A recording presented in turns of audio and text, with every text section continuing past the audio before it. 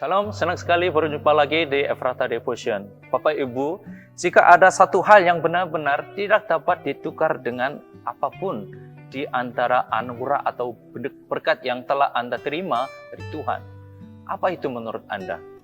Jika Bapak Ibu disuruh memilih salah satu berkat atau anugerah Tuhan Yesus yang selama ini telah Anda terima, apa yang akan Anda pilih?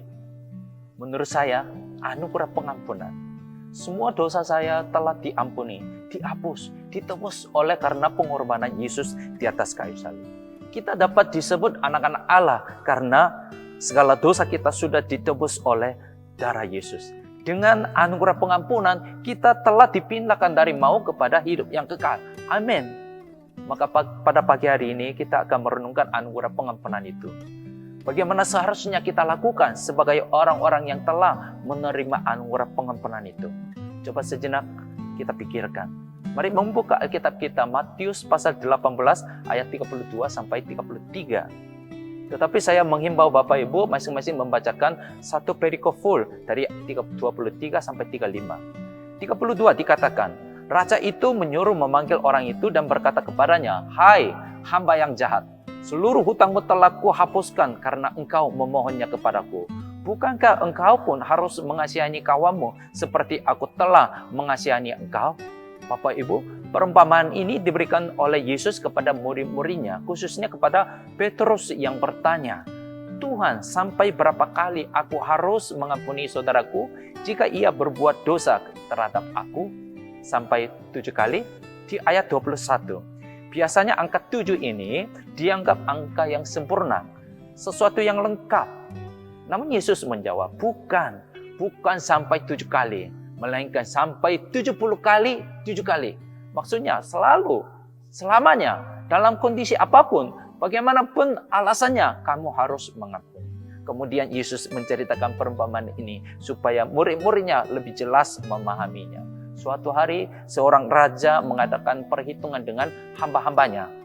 Dan ketika seorang hamba yang berhutang 10.000 talenta, kalau Bapak Ibu 10.000 talenta itu dirupiahkan, jumlahnya besar sekali, sekitar 4-5 triliun rupiah. Tetapi hamba itu tidak mampu bayar hutang sebesar itu.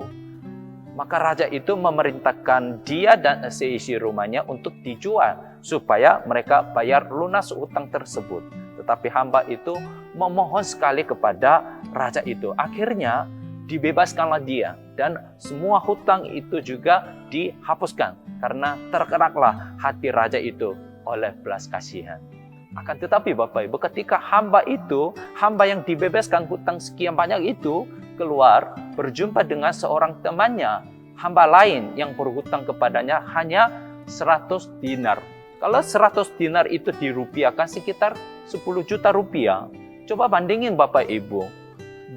Hamba itu sudah dihapuskan 4 triliun. Tetapi hutang temannya kepada dia itu hanya 10 juta. Hamba itu jahat sekali.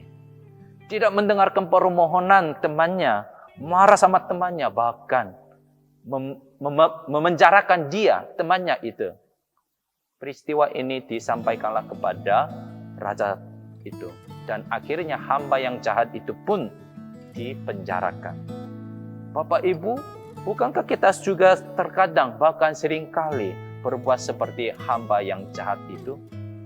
Mengapa kita susah mengampuni orang lain? Bukan karena terlalu besar kejahatan mereka kepada kita. Bukan karena mereka itu sangat kejam kepada kita.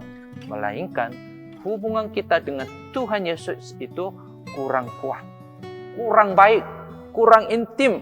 Maka kita telah lupa apa yang telah kita terima dari Tuhan Yesus. Dan pandangan kita, hati kita hanya berpusat pada diri kita sendiri. Aku ini, begini. Bagaimana kebaikanku kepada dia selama ini? Aku begini, kebenaranku begini. Atau selalu pandang mereka yang menyakiti kita. Dia itu, kesalahan dia begini. Saya sudah melakukan kebaikan ini, kebenaran ini, tapi dia salah. Kesalahannya begini. Bapak Ibu, pada saat hati kita terus terfokus kepada diri kita atau orang-orang yang menyakiti kita, ingatlah Tuhan Yesus dan panggillah namanya, Tuhan Yesus. Ingat kembali, hutang kita sudah dilunaskan oleh Yesus. Pelanggaran, kesalahan, bahkan segala dosa kita telah dihapus oleh darah Yesus. Ingat Tuhan Yesus. Bapak Ibu, jikalau di antara kita masih ada yang belum bisa mengampuni seseorang, bertobatlah kepada Tuhan Yesus. Mintalah, memohon belas kasihan kepada Yesus. Pandanglah Tuhan Yesus. Apabila mata kita terus pandang Yesus, kita akan menyadari diri kita bahwa kita adalah orang-orang yang berdosa besar. Dan apabila kita terus pandang Yesus, kita akan melihat orang lain dengan mata Tuhan Yesus. Dengan mata yang penuh kasih, kita memiliki hati seperti Yesus.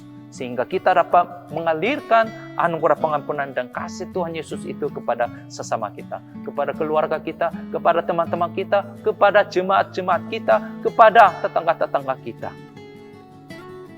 Bahkan orang-orang yang pernah menyakiti kita pun. Dan ingatlah doa yang telah diajarkan oleh Yesus kepada kita. Ampunilah kami akan kesalahan kami, seperti kami juga mengampuni orang yang bersalah kepada kami. Semoga kita semua patut menaikkan doa ini. Pandanglah Tuhan Yesus. Amin.